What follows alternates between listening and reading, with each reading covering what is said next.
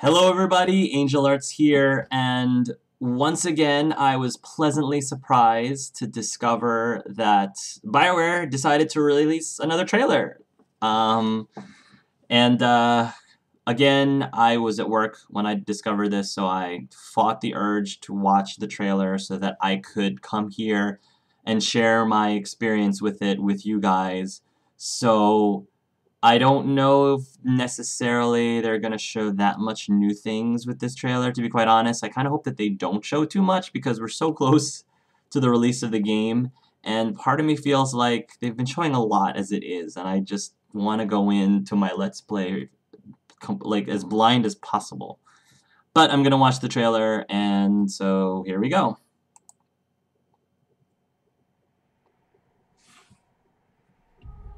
For almost 1,000 Here's our years, Inquisitor. the world believed it was in the hands of the Maker. Is that Morrigan? And now think it's many Morrigan. believe you are the agent of his will. That's beautiful. Whatever the truth is, I feel like they're in the that Frostback... belief Oh, is that the horse. power. I feel like they're in the Frostback Mountains. There is a place that waits for a force. Oh, wow. Is that Solas? There is a place where the Inquisition can build, grow. You will resist. You will always resist. It matters not. Is that the big bad? Nice. Nice. Oh, wow. They've got a lot of combats. Wait, is he fighting Dorian?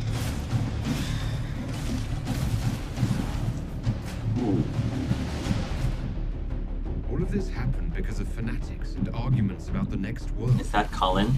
I will not suffer even an unknowing rival. You must die. It's time we start believing in this one. Okay, that's an interesting move. More dragons. Ooh.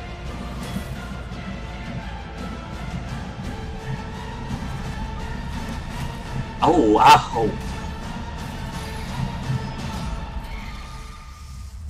Every great war has its heroes. I'm just curious what kind you'll be. Very nice. Lead them or fall. Yes. Well, whew, okay. Wow. So my immediate impressions of that trailer, it's probably, to be perfectly honest, it's probably my least favorite of the trailers that I've seen, only because I don't think there was any, if there were, I didn't catch it. I didn't think that there were any like major shocking things. And by major shocking, I mean like the reveal of Hawk in the previous trailer, or the reveal of the doppelganger Inquisitor. There really wasn't much of that. They've introduced all of the NPC, the companions. They've shown a lot of information about various things, shown a lot of demos. So there really isn't that much majorly new things that they can give without totally spoiling major parts of the story, I don't think. So part of me kind of hopes that they don't send out any more trailers. I want them to stay, like, I want them to keep us in the dark as much as possible, because I feel like right now they've been showing us a little too much. So yeah, but it wasn't a bad trailer at all. I didn't dislike the trailer. It's just compared to the other trailers, and I think a lot of it is because it's one of the later ones. We've already had the shock value of the previous ones when we didn't have as much information, and now that we've been getting so much information as of late, you know, it was just all okay. But if I were to try to go rewind back and try to analyze through each of the scenes as much just by glancing at it step by step, it looks like we're starting off in the Frostback Mountains.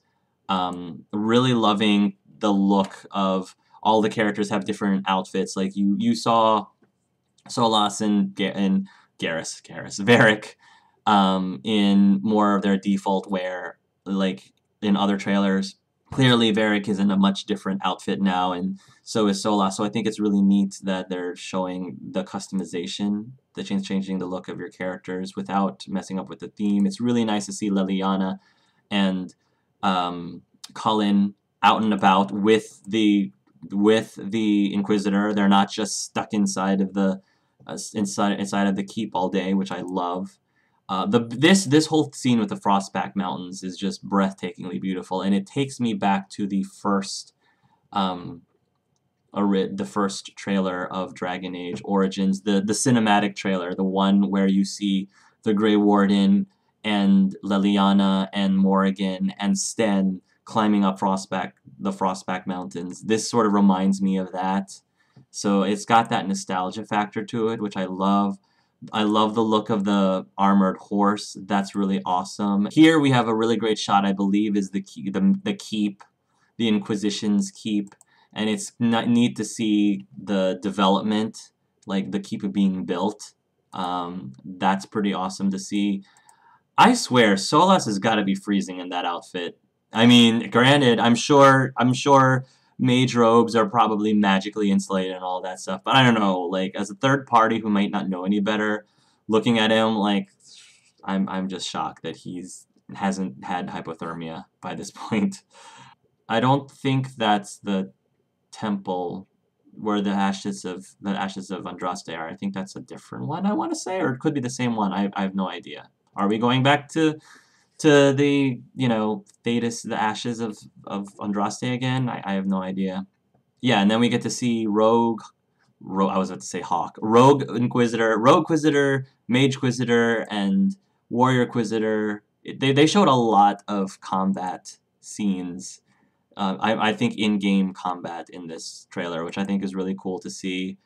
A bunch of the archery looks like it's gotten an upgrade, so that's pretty cool. This is the part that looks kind of interesting. I can't tell if it's now that I have a better look, I guess it's not Dorian that he's attacking. It looks like it's somebody that it looked like Dorian because he was wearing like the white mage looking outfits. I was gonna say maybe why is Dorian and the Inquisitor fighting? I thought maybe it's because it's the Inquisitor's Doppelquisitor, who's attacking Dorian, but I don't think that's Dorian. This is the scene that I think is really interesting because this spider-looking beast, I want to say, I could be completely wrong, I want to say that's the same spider beast thing that we see Hawk and a Grey Warden confront in the previous trailer, the Enemy of Thedas trailer.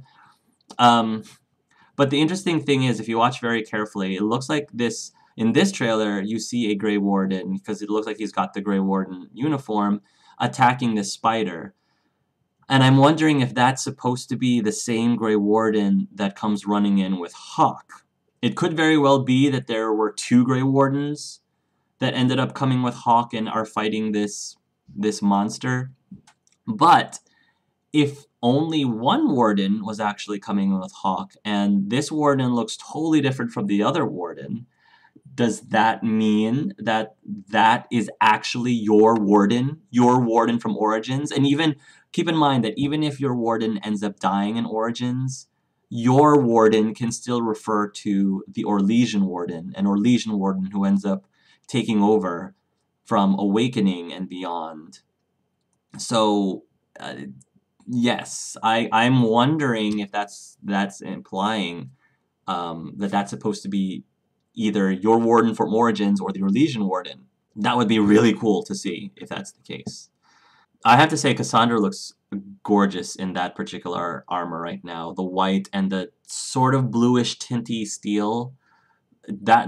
She looks beautiful in it. And Solas in furs. Oh, now Solas is wearing something warm. Okay.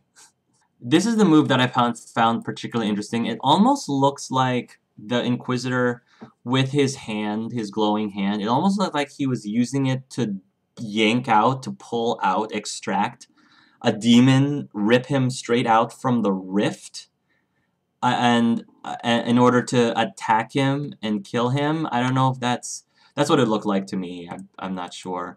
And then we see dragons. There's this part where there are two dragons fighting each other, and I think that looks like the same two dragons that were fighting in the previous trailer. Some random person gets eaten. It looked like Solas, maybe. I don't know. It looked like I was gonna say it looked like Solas, but I guess it's not really. I don't know. That wouldn't make much sense to me if it was Solas and they just showed in the trailer. But the shot with all of the Inquisitors looked pretty cool.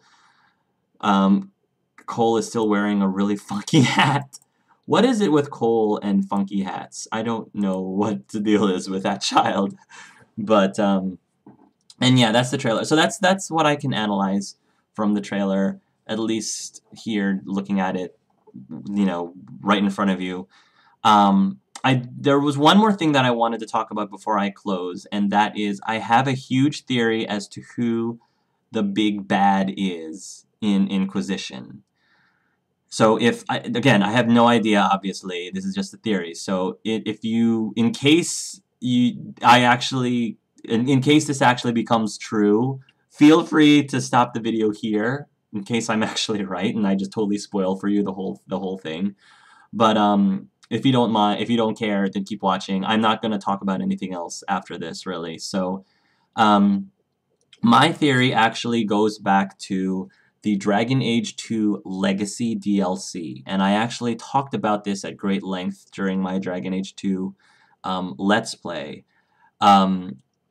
When you reach the end of that DLC, to the final boss, you meet Corypheus, who is this other talking darkspawn besides the Architect, and he is he was one of the original Darkspawn, I guess, one of the original people who tried to touch the Maker, tried to reach the Maker in the Golden City, you know, by force, and tried to become essentially gods themselves, and then got corrupted. So you're fighting him, and this, I mean, while I was Let's Playing, I had Larius with me, but I think this kind of applies to Janica too. When Hawk is about to strike down Corypheus, there's this cinematic where he's about to do the killing blow. Corypheus for a moment looks towards the doorway, towards where Larius is, or Janica is, if you still had Janica. And if you're watching also very carefully with Larius especially, it's a lot more obvious. Larius is sort of, you know, hobbling around, very Schmeagol, very Golem Schmeagol-like. And then as soon as Hawk does his killing strike, his killing blow, Larius stands up straight up, you know, as if something just came over him. And I think the reason that's happening is because Corypheus just invaded into Larius, like possessed Larius. That's what I think happened. And this gets further, you know, you get further confirmation about this when you talk to Larius, because before Larius spoke in a very cryptic babble that you couldn't necessarily follow. It was a really weird way of speaking, and then all of a sudden his speech pattern completely changes and he starts talking like a normal person. And he gives an explanation as to why he's talking normal again, but I don't know, something about the way he explains it fills me with doubt. I got very suspicious by his explanation, as if there was more to it. There was more to what he was saying. And the icing on the cake of what made me really believe that Corypheus is actually inside Larius, and again, I think it would also apply to Janica, but I don't really know much about Janica's side of things, if you had Janica with you, is when he turns around to leave, there's this expression, there's this look in his face and this look in his eyes. If you watch very carefully, it looks like he's got this grin, and it looks like the man's hiding something. And the words that he says, he triumphantly says, you know, I thank you for my freedom, my freedom. I really think that the big bad in Dragon Age Inquisition is going to be Corypheus. I actually thought while I was watching the Enemy of Thedas trailer, when I was listening to the voice of the big bad at the beginning, I felt like that guy kind of sounds like Corypheus to me. I could be totally wrong. It could be a completely different voice entirely, but I just had this Corypheus vibe. And I know that the game, I feel so badly that the game is implying that we have not seen the last of Corypheus, that he's still wandering around somewhere, maybe through Janica or through Larius and eventually escaped or whatever. But I think that his motive is because, you know, he was not able to find the Golden City. He ended up discovering, at least his belief is, there is no Golden City, there's only the Black City. And so as revenge or out of rage or whatever, you know, because of the stab against his pride, I don't know, he decided to engulf the entire city, the entire Thedas, all the entire world, plunge the entire world into the Fade, to, you know, into the Black City out of spite or revenge, I guess. And that's why all of those rifts are opening up, so that all of Thedas can experience the pain that he got by going into the Fade. I don't know. That's the best I can explain as far as his motive. So if either Corypheus is the big bad or he's high up there, that is my theory. Again, I can be totally wrong. I have no idea if I'm right, but there you have it. What do you guys think? Put your comments down below, what you think about, not just the theory, but what you think about the trailer in general. And yeah, I guess that's about it. So thank you guys very much for watching, and we only have about a month left, guys. Just hang in there. About a month left. Ugh. But I think it'll be well worth the wait. So well worth the wait. But anyway, thanks you guys for watching, and until then, love yourselves and love each other.